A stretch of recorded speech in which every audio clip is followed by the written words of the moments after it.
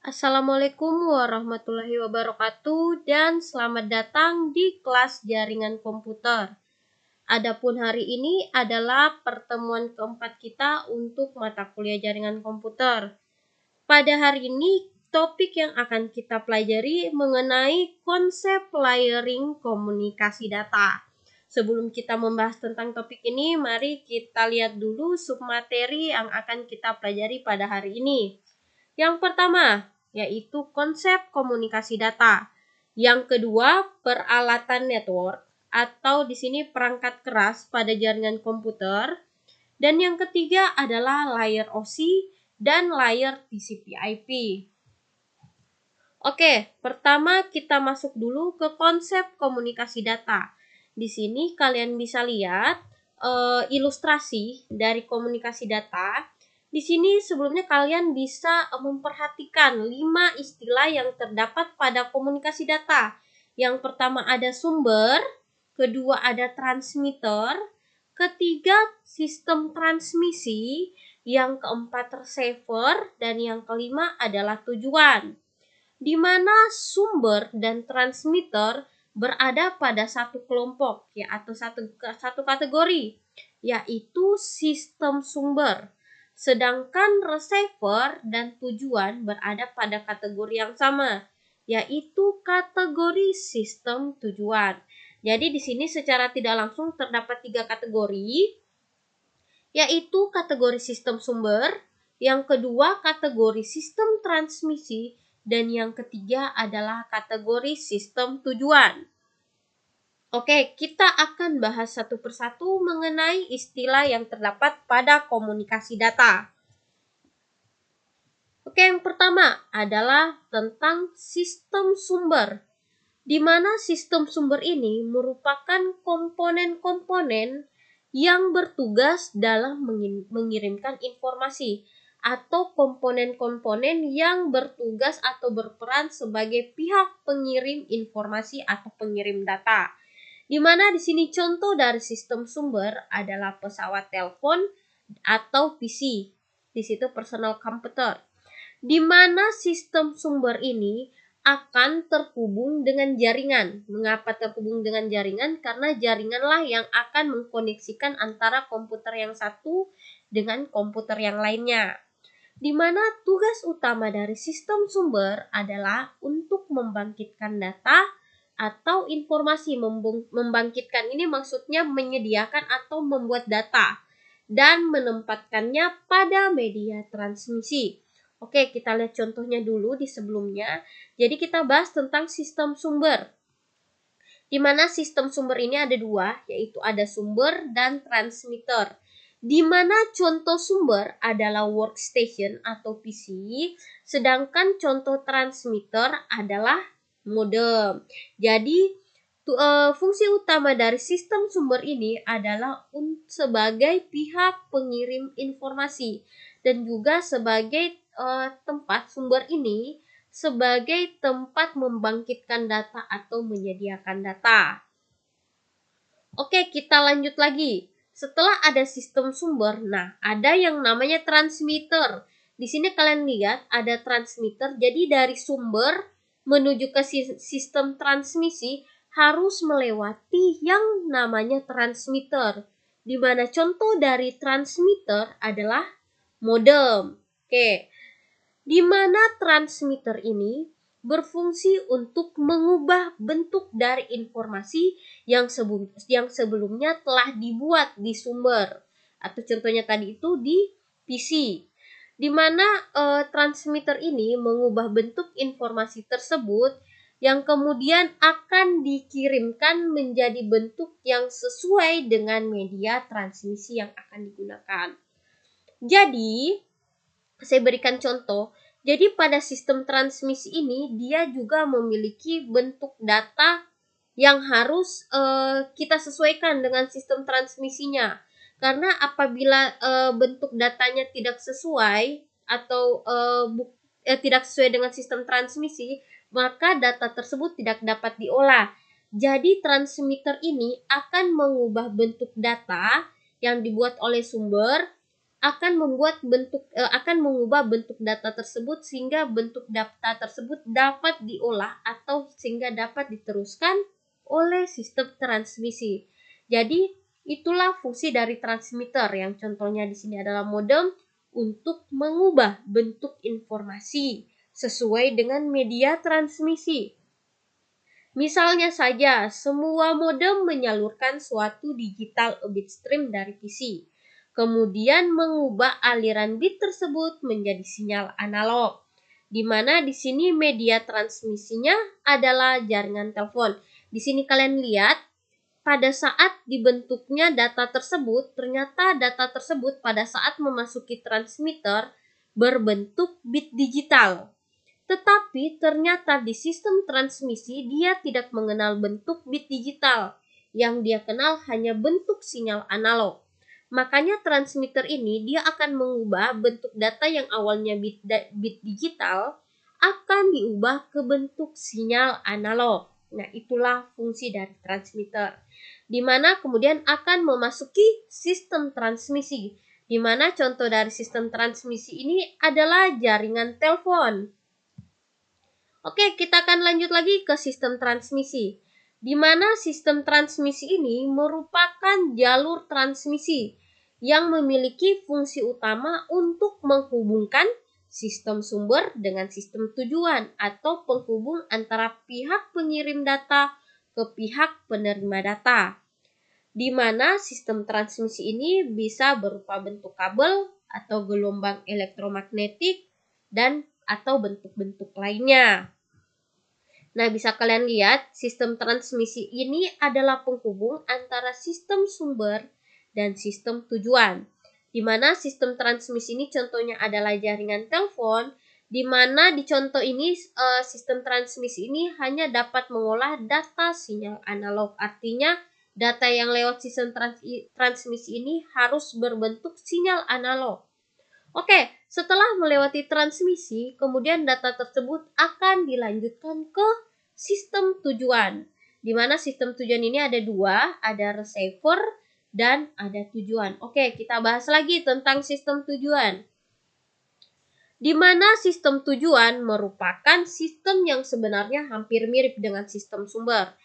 Kalau misalnya sistem sumber itu berfungsi untuk mengirim pesan atau informasi, sedangkan sistem tujuan berfungsi untuk menerima atau menangkap informasi yang telah dikirimkan.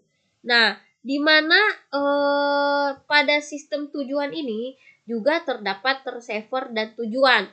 Di mana receiver ini sebenarnya fungsinya itu mirip dengan transmitter yang terdapat di sistem sumber. Yaitu apa tadi fungsinya?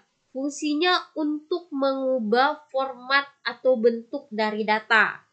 Jadi receiver ini berfungsi untuk mengembalikan bentuk data seperti awal. Jadi yang di sistem transmisi datanya itu berbentuk sinyal analog, maka di receiver akan diubah kembali menjadi bit digital. Jadi datanya akan berbentuk seperti awal lagi, yaitu bit digital, yang kemudian data tersebut yang telah berbentuk bit digital tersebut kemudian akan dilanjutkan ke tujuan, di mana tujuan ini adalah server.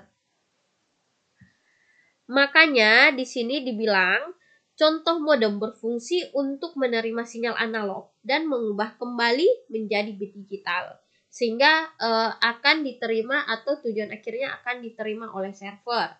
Di mana sebenarnya pada konsep komunikasi data terdapat yang namanya protokol, di mana protokol ini berupa aturan atau tata cara yang akan kita sepakati bersama, di mana kesepakatan ini harus diikuti oleh semua sistem, baik pihak pengirim data maupun pihak penerima data, sehingga dapat terjadi komunikasi yang baik atau komunikasi yang kita harapkan. Itulah tadi konsep dari komunikasi data. Saya harap kalian sudah mengerti dengan istilah-istilah yang tadi tergambarkan di slide sebelumnya. Begitu juga dengan proses cara kerjanya. Oke, kita lanjut lagi ke jenis-jenis.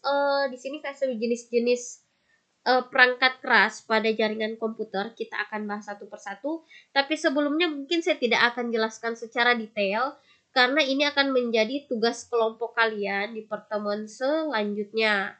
Jadi saya hanya akan menjelaskan tentang inti atau fungsi utama dari setiap hardware.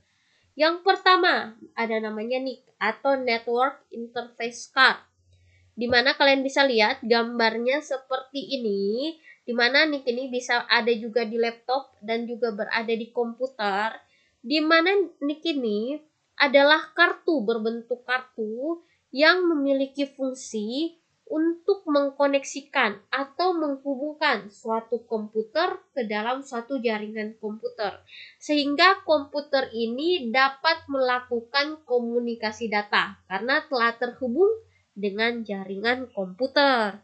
Itulah NIC. Oke, kita lanjut lagi ke perangkat selanjutnya, yaitu hub, di mana kepanjangannya itu bisa disebut juga dengan network hub, di mana hub ini adalah salah satu perangkat keras yang digunakan dalam jaringan komputer, di mana hub ini digunakan untuk menghubungkan antara satu komputer dengan komputer yang lainnya. Tetapi hub ini hanya masih bisa menghubungkan antar komputer tersebut apabila berada pada jaringan yang sama. Jadi itu masih kekurangannya hub karena masih dalam satu jaringan yang sama. Jadi kalau berada pada jaringan yang berbeda itu belum bisa. Di mana jenis port yang disediakan adalah port Ethernet. Oke, kita lanjut lagi ke perangkat selanjutnya, yaitu repeater. Di mana repeater ini adalah salah satu juga perangkat yang sering digunakan, di mana repeater ini memiliki fungsi utama untuk memperkuat sinyal. Jadi repeater ini begini, kan anggap saja semakin misalnya ada wifi, semakin kita jauh dari sumber wifi itu, pasti sinyal kita akan semakin lemah. Tetapi dengan adanya repeater yang kita pasangkan, jadi dia akan menerima sinyal lemah tersebut, kemudian akan mengirimkan kembali dengan kekuatan yang lebih kuat. Sehingga yang awalnya lingkupnya kecil dapat memperluas lingkup dari jaringan internet tersebut. Makanya repeater ini fungsi utamanya adalah untuk memperkuat sinyal, yaitu di mana dia akan menerima sinyal kemudian akan memperkuat dan mengirimkan kembali sinyal tersebut ke tempat yang lebih luas. Ini ya kalian bisa lihat, ini adalah gambar repeater. Kita lanjut lagi ke perangkat selanjutnya, yaitu bridge. Di mana bridge ini adalah perangkat jaringan komputer yang dapat menghubungkan jaringan komputer yang berada pada jaringan LAN yang berbeda. Kalau tadi hub itu hanya dapat menghubungkan antar komputer yang berada pada jaringan yang sama, sedangkan bridge sudah dapat menghubungkan antar komputer yang berbeda jaringan. Mengapa? Karena pada bridge itu sudah dapat mempelajari yang namanya MAC address. MAC address itu kita sudah belajar tentang pengalamatan yang mungkin akan kita bahas di materi selanjutnya, di pertemuan-pertemuan selanjutnya, yang jadi saya akan bahas lebih lanjut untuk materi ini. Kita lanjut lagi, ada yang namanya perangkat router, di mana perangkat ini adalah perangkat jaringan komputer yang dapat menghubungkan komputer dari satu komputer ke komputer lainnya, walaupun berada pada satu jaringan atau jaringan yang berbeda. Sebenarnya router ini mirip dengan bridge fungsinya, tetapi router lebih cerdas. Mengapa lebih cerdas? Karena router ini dapat menentukan rute mana sih yang dapat ditempuh oleh data. Jadi sebenarnya pada saat pihak pengirim data ingin mengirimkan data ke penerima data, itu terdapat banyak rute yang dapat dilalui oleh data tersebut misalnya. Tetapi pasti ada rute yang panjang, rute yang pendek, atau rute yang sedang-sedang. Nah, si router ini akan memilihkan rute mana sih yang paling baik yang dapat dilalui oleh data tersebut dari pengirim data ke penerima data. Jadi mengapa dibilang router itu lebih cerdas? Kemudian ada yang namanya switch, di mana switch ini merupakan perangkat jaringan komputer yang sebenarnya fungsinya hampir sama seperti router, bridge, dan hub. Tetapi bedanya itu untuk perangkat ini dapat membangun internet network dengan lokasi yang lebih luas. Artinya apabila kalian ingin membuat jaringan komputer dengan lingkup yang besar, maka sebaiknya kalian menggunakan switch dibandingkan bridge atau router, karena bridge atau router itu belum dapat digunakan untuk cakupan jaringan komputer yang luas. Makanya perusahaan-perusahaan besar itu biasanya lebih menggunakan switch dibandingkan bridge atau router. Dan juga keuntungan lain dari switch itu adalah memiliki bandwidth yang lebih besar, di mana bandwidth ini kita ilustrasikan seperti jalan raya. Jadi semakin besar bandwidth-nya atau semakin luas bandwidth-nya atau jalan rayanya kita ilustrasikan saja, pasti anggap saja data itu seperti mobil yang berlalu lalang. Pasti semakin besar, semakin lancarlah proses pertukarannya. Tetapi apabila bandwidth-nya semakin kecil atau semakin sempit, maka pertukaran datanya juga bisa saja semakin lambat. Seperti saja pasti jalanan yang sempit itu, peluang terjadinya kemacetan pasti akan semakin besar. Nah, itu ilustrasi dari bandwidth. Kita lanjut lagi ke gateway, di mana gateway ini merupakan pintu gerbang jaringan. Ya, kalian lihat saja artinya gate gerbang, way jalan. Jadi gateway merupakan perangkat keras yang dapat menghubungkan dua atau lebih jaringan komputer dengan arsitektur yang berbeda. Saya kasih ilustrasi, anggap saja saya memiliki jaringan komputer A dengan topologi string. Kemudian saya ingin menghubungkan dengan jaringan B yang memiliki topologi bus. Nah, karena memiliki topologi yang berbeda atau bentuk arsitektur yang berbeda, untuk dapat menghubungkan dua topologi ini, dua jaringan ini, maka kita membutuhkan gateway sehingga kedua jaringan ini dapat saling terhubung. Itulah fungsi gateway. Kalian bisa lihat gambarnya. Kita lanjut lagi, ada yang namanya DCC atau Direct Cable Connection, ya istilahnya dunia perkabelan lah pada jaringan komputer.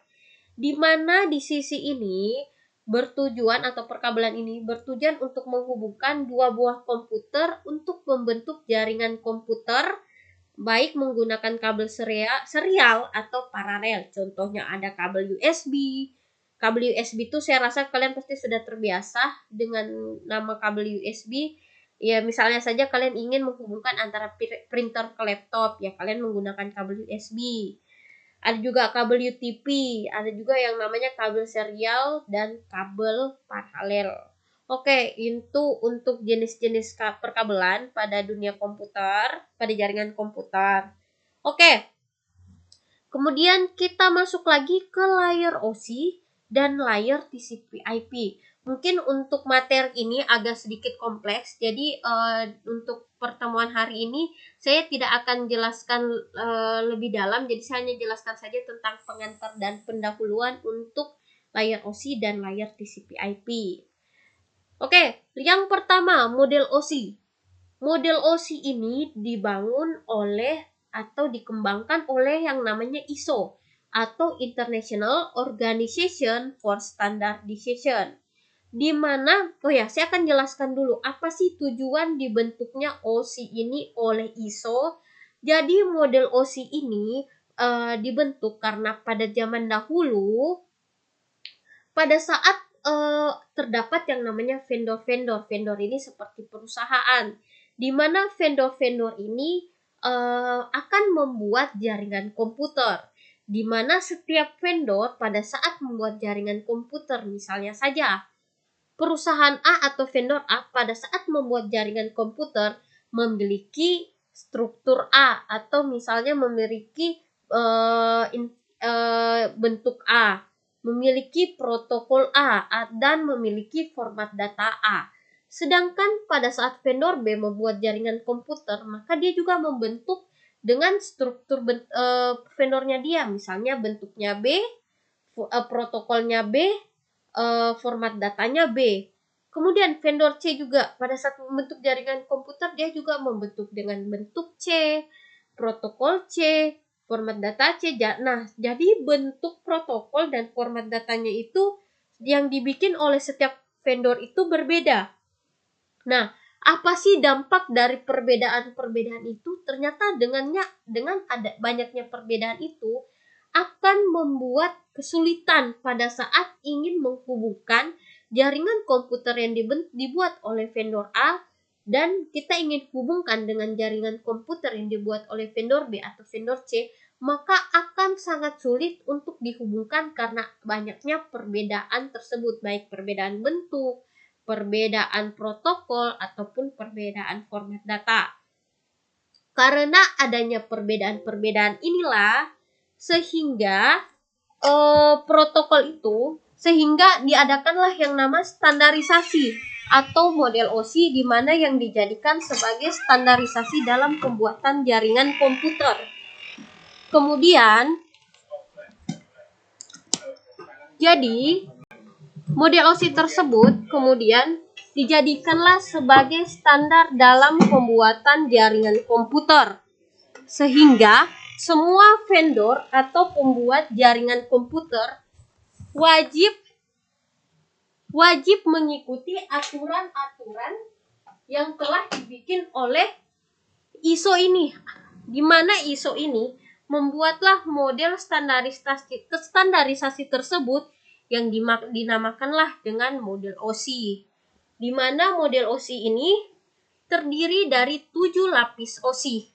Oke, nanti kita akan bahas 7 lapis OSI ini seperti bagaimana. Nah, selain model OSI, ada juga yang namanya model TCP/IP.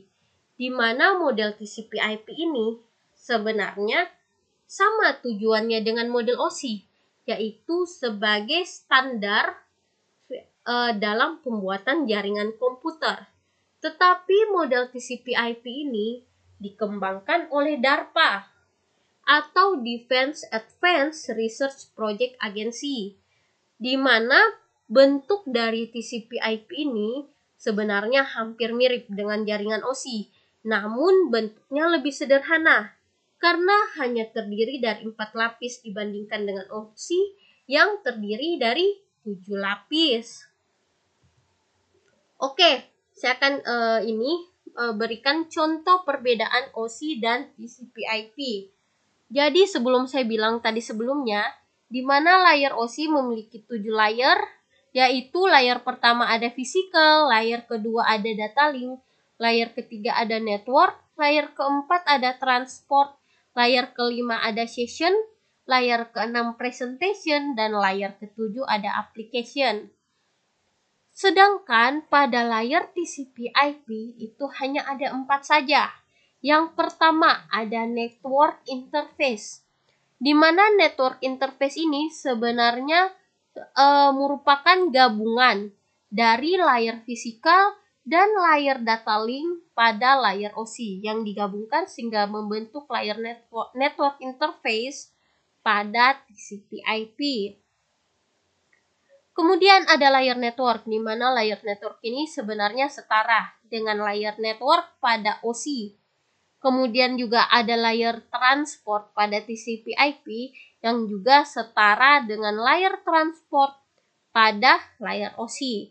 Kemudian layer terakhir yaitu layer application, di mana layer ini sebenarnya adalah gabungan dari layer session, layer presentation, dan layer application pada layer OSI.